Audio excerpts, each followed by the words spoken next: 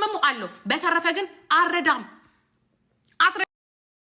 እሷ አናፍርበትም። አንረዳም፣ እንኮራበታለን። የሚያሳዝነው የራሷን ቤተሰብ ትታ ለሰው ቤተሰብ ማጨብጨባ ነው እንጂ እኔ ከድሮም እኮ ከሷ እኔና እሷ እኮ ጸባችን እኮ አባቴ ኤነርጂ እኮ ነው። እሷም እኮ እንደናንተ አይነት አስተሳሰብ ነበራት። እኔ ደግሞ አረዳም ነው። ለምን ምረዳው አላውቅም። ወለድኩለት፣ በሰዓቱ አብረን ነበርን። 2 ልጆች ወልጃለሁ። ልጆቼን ማሳደግ ያለብኝ፣ ለልጆቼ ነው ጥሩ ነገር ማድረግ ያለብኝ። ለሌላ ልጅ እንዲያፍር የምታደርጉ ከሆነ አንረዳም። የእናንተን ሆድ ልንቀልብ አይደለም የመጣ ነው፣ ራሳችንን ልንችል ነው። ለዚህ ነው ዛሬ በየሀገሩ ራሱን የማያሳድግ ጭራሽ ከራሱ አልፎ የልጅ ልጅ ገንዘብ የሚበላ ቤተሰብ ነው ያለው። የእሱ እናት ሰርቶ እኮ አይደለም እሱ እኮ እዚህ ቤት እኮ ሰርቶ አይደለም። የዩቱብ ብር ስንት ብር ቢመጣ ነው? 800 1000 ብር እኮ በወር ቢመጣላቸው በየቀኑ እኮ እንደናንተ ተዘፍዝፈው እኮ አይደለም የሚሉት። ይሄን ያህል ትልቅ ዲል አረጋችሁት። ሲረዳ የነበረው እኮ በልጅና በልጅ ገንዘብ እኮ ነው። እሱ እኮ አብሯት አልነበረም ሲኖር የነበረው። እሱም ከመንግስት በሚያጭበረብረው ገንዘብ ነው እናቱን ሲረዳ የነበረው ሲሰራ የነበረው። ሰርቶ መሰላችሁ እንዴ? እግሩን እሷ ጋር እኮ ግንኙነት እኮ የላቸው። በአባትነት ነው እንጂ እሱ የሚታወቀው ሌላ ነገር እኮ ግንኙነት እኮ የላቸው። ወጥቶ ይናገር። ሰርቶ አምጥቶ ነው እንዴ? ሰርቶ ማያውቅ አንድ ነገር እንኳን መጻፍ ማይችል ጅል ቁጭ ብሎ ከሴት ጭን መሀል ሴት ማባረር እሷ ሰርታ እንድታምጣን ያደረገው የየትኛው ዩቱብ ገንዘብ ነው? 4 ቪዲዮ እንኳን አይለቁም በወር። እሱ ስንት ብር ቢሰራ ነው? 300 200 ብር ቢሰራ ይህን ያህል ሀብታም አረጋችኋት። እርጅ ከየት አምጥታ ነው የምትረዳው? ልጅ አለ፣ የራሷ ንብረት አላት፣ የራሷ ትምህርት ቤት አላት፣ ለራሷ ቅባት አለ፣ ለራሷ የቤት ክራይ አለ።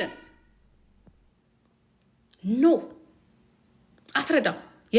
የላካችኋት እኮ የእናንተን ሆድ እንድንቀልብ አይደለም። ይሄ ነው ከቤተሰቡ ጋር ያበጣበጠን፣ ከእሱ ቤተሰብም ጋር ያበጣበጠን፣ ከትላንትና ዛሬም ያበጣ። አትረዳም። ሲኖራት እድሜ ካለው ሲኖራት የሚደጎመው ነገር ካለው ደግሞ ሲኖራት ከልጆቿ ሲተርፍ እሷ ዛሬ በነገራችን ላይ ዘርፋም ሰርቃም ቢሆን ለልጆቿ ቦታ ማስያዝ አለባት። አትረዳም። እንዲያውም ሰይጣኔን እንዲያውም ካመጣችሁብኝ አትረዳም። እንዲያውም እኛ ያሰብነው ሌላ ነገር እኔ ነኝ ያሰብኩት እሷ ማለች እኔ ነኝ ያሰብኩት፣ ግን አልረዳም። ይሄ ሊያሳፍረን ድምጻችንን ከፍ አድርገን ነው የምንናገረው፣ ቀና ብለን ነው የምንናገረው። የሚያፍር ይፈር። ዘርፎ ለእናቱ ዘርፎ ላጎቱ ዘርፍ ከአጎቱ ጋር የሚባላ ሌባ ወሮ በላ ሰርቶ ሳን ዘርፎ የረዳው ሴት አታሉ የሚረዳው እናንተ ተጨነቁ።